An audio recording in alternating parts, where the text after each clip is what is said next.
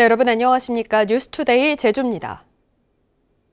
국내 첫 영리병원으로 추진된 제주 녹지국제병원에 대해 제주도가 내국인 진료를 제한하는 조건을 달아 개원을 허가한 건 위법하다는 1심 법원의 판결이 나왔습니다. 이 판결이 확정되면 녹지 측의 막대한 손해배상 청구는 물론 모든 영리병원에서 내국인 진료가 허용될 수 있기 때문에 적지 않은 후폭풍이 예상됩니다. 박주연 기자가 보도합니다. 제주도가 내국인 진료를 제한하는 조건으로 중국 녹지그룹의 자회사인 녹지제주 헬스케어타운 유한회사에 병원 개설을 허가한 것은 2018년 12월. 이후 녹지 측이 석 달이 넘도록 병원 문을 열지 않자 제주도는 정당한 사유 없이 병원을 개설하지 않았다며 개설 허가를 취소했습니다.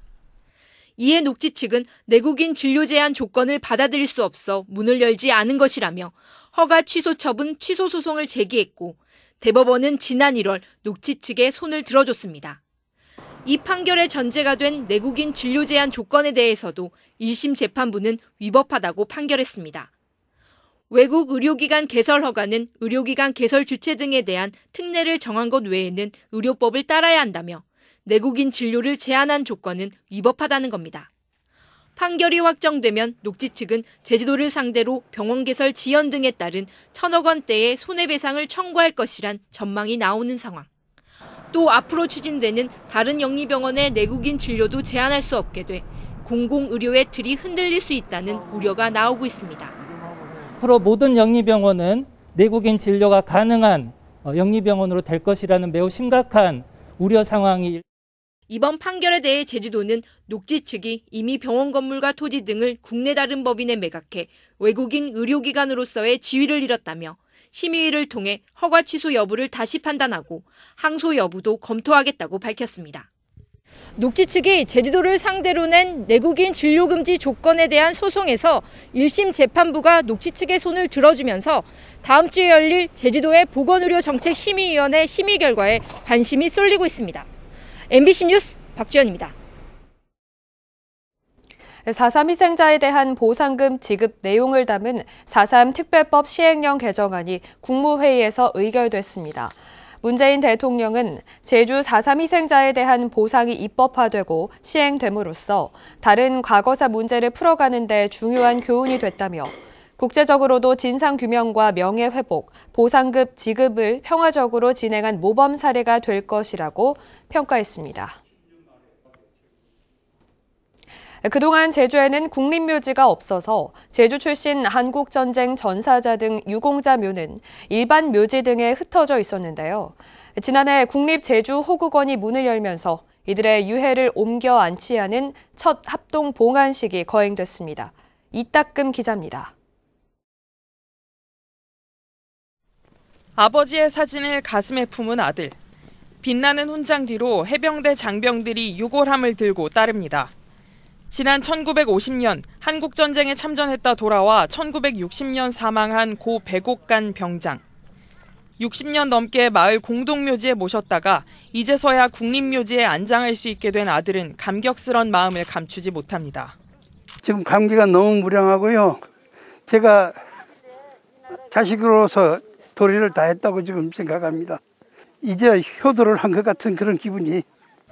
국립제주호국원에 옮겨 안장된 유해는 제주 출신 한국전쟁과 월남전 참전용사 17위와 이들의 아내 등 모두 28위. 그동안 제주에 국립묘지가 없어 마을 사설묘지나 봉안당에 모셔져 있던 것으로 지난해 말 국립제주호국원이 문을 연 이후 합동 봉안식이 거행되기는 이번이 처음입니다. 충현묘지하고 호국원은 전혀 다른 장소가 아닙니까? 그래서 그분들을 한 분 한 분 이렇게 호국원으로 모시는 게 저희들 당연한 임무라고 생각을 해서. 제주도 내 사설 묘지와 초야에 묻혀있던 17명의 영현이 모셔지면서 지금까지 160명의 국가유공자가 이곳 제주호국원에 안장됐습니다. 도내 사설 묘지 등에 흩어져 있는 제주 출신 유공자 묘는 6천여 기. 제주도와 무공수훈자회 제주도 지부는 국립제주호국원 개원 이후 유공자묘 1,300기가 이장을 신청했고 앞으로 유공자묘 3,000여 기가 제주 호국원으로 이장될 것으로 예상하고 있습니다. MBC 뉴스 이따금입니다. 제주 도내 벚꽃 명소에 심어진 왕벚나무들은 대부분 수십 년 전에 일본에서 자란 왕벚나무를 접목해서 기른 것들입니다. 몇 년 전부터 공공기관에서 가로수는 제주 자생 왕벚나무로 교체하기 시작했는데 민간 묘목시장에서는 여전히 일본산이 유통되고 있다고 합니다. 송원일 기자가 보도합니다. 화려한 왕벚꽃 터널로 유명한 제주시 전농로. 이곳의 왕벚나무들은 40년 전에 일본에서 자란 왕벚나무를 접목해서 기른 것들입니다. 그런데 울창한 나무들 사이로 유독 어린 왕벚나무가 눈에 띕니다. 제주시와 한라생태숲이 공동으로 죽은 나무를 대신해 2년 전에 제주 자생종으로 바꿔 심은 겁니다. 지금까지 10그루가 교체됐습니다. 나무 안에는 전자칩이 들어있어 단말기를 갖다 대면 고유 번호를 확인할 수 있습니다. 고유의 번호가 생기면 이 나무가 어디로 갔는지, 어떻게 생육이 어떻게 자라는지 저희가 연구를 하려고 바코드를 집어넣고 있습니다. 제주 자생 왕벚나무 묘목을 보급하고 있는 제주도 한라생태숲. 천연기념물 159호로 지정된 제주시 봉계동 왕벚나무의 겨울순을 이용해 조직 배양으로 증식시키고 있습니다. 5, 6년 정도 자라면 전자칩을 넣어 이력 관리를 시작합니다. 2017년부터 보급한 왕벚나무는 모두 5,000그루. 장기적으로는 제주도 내 모든 가로수를 교체할 계획입니다. 지금 가로수로 식재되어 있는 일본 수종을 수령이 다 됐습니다. 보통 60년 정도 되면 수령이 다 되는데 향후에는 제주도에서 자라는 왕벚나무 수종으로 대체가 될 것으로 생각이 됩니다. 이곳에서 생산되는 왕벚나무 묘목은 연간 2,000그루 정도. 하지만 공공기관에 제공하기에도 모자라 민간 보급은 엄두도 내지 못하고 있습니다. 현재 도내에서 유통되는 왕벚나무 묘목은 대부분 다른 지방에서 들어온 것들입니다. 일본산 왕벚나무를 접목해서 만드는 것으로 추정됩니다. 이 때문에 제주 자생 왕벚나무를 보급하기 위한 대책이 필요하다는 지적입니다. 지역적 농가에서 일본에서 들어온 나무 중에서 접목을 해가지고 증식을 합니다. 꽃이 일찍 피는 것, 다소 늦게 피는 것, 색깔의 다양성, 새로운 품종을 육종을 해가지고 증식 보급할 필요가 있다고 봅니다. 원산지 논쟁을 넘어 제주 왕벚나무의 확산을 위한 실질적인 노력이 중요한 과제로 떠올랐습니다. MBC 뉴스 송원일입니다.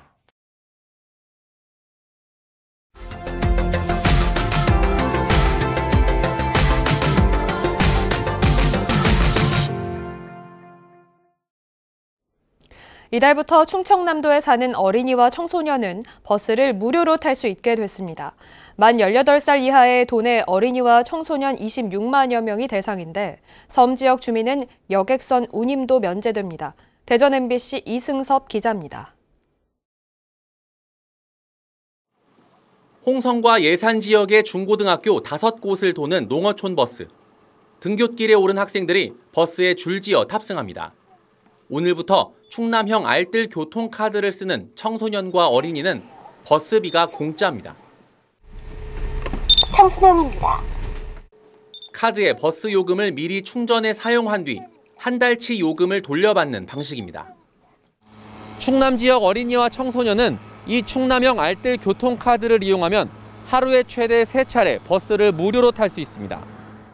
만 6살에서 만 18살 사이의 충남도민 26만여 명이 대상으로 1년에 한 사람당 평균 36만 원, 최대 130만 원이 지원됩니다.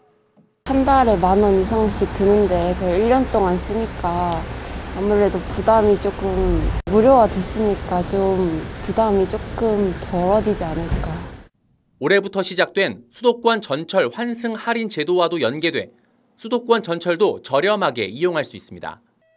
또 보령과 서산, 태안 등 충남 6개 시군의 섬에 사는 어린이와 청소년은 신분증만 제시하면 여객선과 도선을 무료로 탈 수 있습니다. 충남도는 이번 정책으로 75살 이상 어르신과 장애인, 국가유공자 등에 이어 교통약자를 위한 교통복지체계가 완성됐다고 설명했습니다. 결국 이게 우리 대한민국이 지향해야 되는 저비용 상생 연대사회로 가는 정책의 일환이라고 생각하면 좋겠습니다. 충남도는 버스 운행이 드문 농어촌 지역에 100원 택시 등을 투입해 교통 공백을 최소화하는 방안을 검토하고 있습니다. MBC 뉴스 이승섭입니다.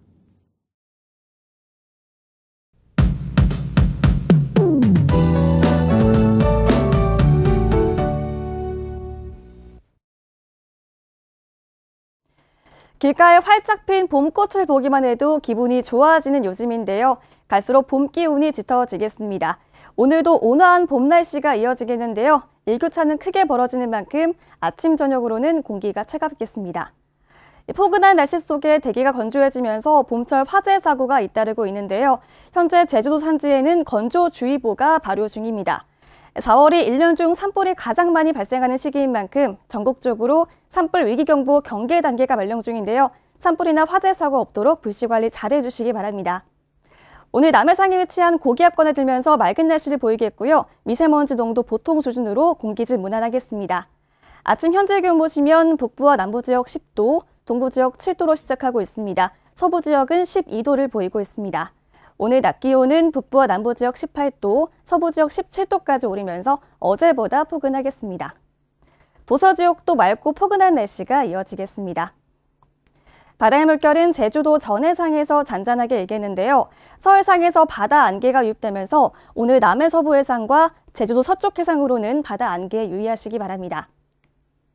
이번 주말에는 낮 기온이 22도까지 오르면서 날이 더 따뜻해지겠습니다. 날씨였습니다. 기후변화로 제주 지역 기온이 1.5도 상승하면 연간 최대 365억 원의 피해가 발생한다는 연구 결과가 나왔습니다. 한국은행 제주본부는 감귤 재배 지역 북상과 관광지 선호도 하락 등으로 연평균 205억 원에서 365억 원 규모의 피해가 발생할 걸로 추정했습니다. 특히 제주는 탄소 1톤당 피해 비용이 전국 평균보다 최대 6.4배 높았는데 기후변화에 취약한 농수축업과 관광업이 주력인 산업 구조 때문으로 분석됐습니다. 국민의힘 제주도당은 논평을 통해 민주당 도지사 예비 후보자들과 관련된 선거법 위반 의혹이 잇따라 제기되고 있다며 해당 후보자들의 사과를 촉구했습니다. 제주도 선거관리위원회는 민주당 A 예비 후보의 배우자가 단체 대화방에 여론조사 응답을 독려했다는 논란을 조사 중이며 제주경찰청은 B 예비 후보의 지지 서명 의혹을 수사하고 있습니다. 정의당 제주도당은 제주도의회에서 기자회견을 열고 문재인 대통령은 임기 중에 제주 제2공항 백지화를 선언하라고 촉구했습니다. 이들은 제2공항은 주민 수용성과 환경 수용성 등 모든 측면에서 불가능하다는 것이 이미 확인됐고 도민 여론조사에서도 반대 의견이 높게 나왔다며 기존 제주공항의 시설을 개선해야 한다고 주장했습니다. 제주경찰청은 필로폰을 투약한 혐의로 50대 여성 A씨를 구속하고 A씨와 함께 마약을 투약한 50대 남성 B씨를 불구속 입건했습니다. 경찰에 따르면 A씨는 지난달 말 제주 시내 집에서 B씨와 필로폰을 투약한 혐의를 받고 있는데 경찰은 한 시민이 길에서 주웠다며 신고한 가방에서 마약으로 추정되는 종이 봉투를 발견하고 탐문 끝에 A씨를 검거했습니다. 제주 서부경찰서는 여성을 몰래 촬영한 혐의로 30대 남성 A씨에 대해 구속영장을 신청했습니다. 경찰에 따르면 A씨는 지난 3일 오후 제주 시내 한 마트에서 휴대전화로 여성의 신체를 몰래 촬영한 혐의를 받고 있습니다. 코로나19 상황 속에서도 동계 전지 훈련철에 1,700여 개 팀이 제주를 찾은 걸로 나타났습니다. 제주도에 따르면 지난해 12월부터 3개월 동안 제주에서 동계 전지 훈련을 실시한 스포츠팀은 축구와 야구 등 1,700여 개 팀에 선수는 3만 2천여 명으로 집계됐습니다. 이는 지난해보다 5배 넘게 늘어난 수치로 제주도는 실적 평가와 개선 방안을 마련해 지속적인 유치 활동을 펼칠 계획입니다. 뉴스를 마치겠습니다. 여러분 고맙습니다.